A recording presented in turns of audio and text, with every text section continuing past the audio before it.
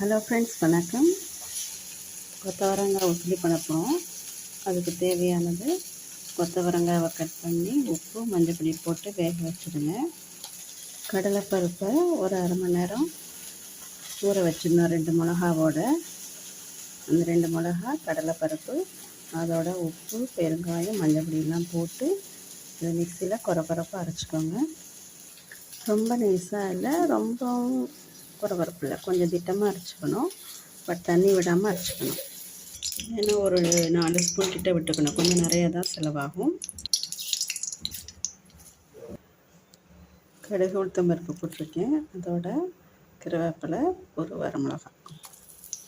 இந்த அரைச்ச பருப்பு விழுத போட்டு நல்லா கிளறணும். கிளறியே வேக விடணும். பருப்பு நல்லா உதிராக வந்துடுச்சுன்னா தேங்காய் காய போட்டு கிளறி எடுத்தால் உசிலி ரெடி.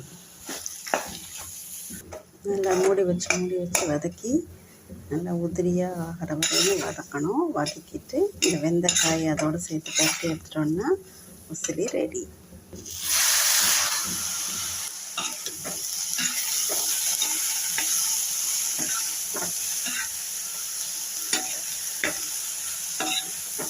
நார்மலாக கொத்தவரங்காயில் ஒரு சின்ன கசப்பு இருக்கும், யாரும் சாப்பிட மாட்டாங்க. சில பேருக்கு பிடிக்காது, அவங்க இந்த மாதிரி செஞ்சு கொடுத்தா சாப்பிடுவாங்க. நீங்களும் ட்ரை பண்ணி பாருங்கள். அரைக்கும் போது வெங்காயம்லாம் போட்டாச்சு.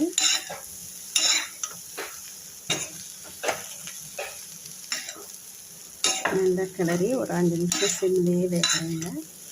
எல்லாம் ஒட்டாப்பில் வந்தோடனே எடுத்துடலாம். அவ்வளோதான், கொத்தவரங்காய் உசிலி ரெடி. அருமையான கொத்தவரங்காய் உசிலி ரெடி.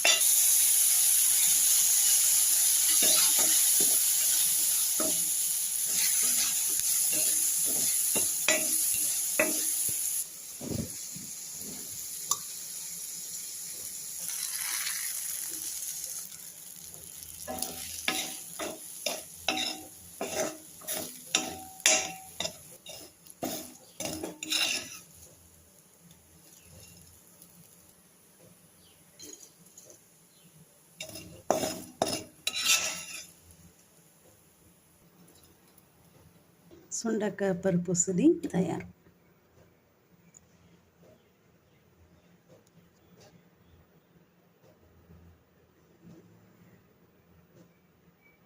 இன்றைய லஞ்ச் வெண்டைக்காய் சாம்பார், தக்காளி போட்ட பருப்பு ரசம், கொத்தவரங்காய் பருப்பு உசிலி, சுண்டைக்காய் பருப்பு உசிலி. இதுதான் இன்றைய சமையல்.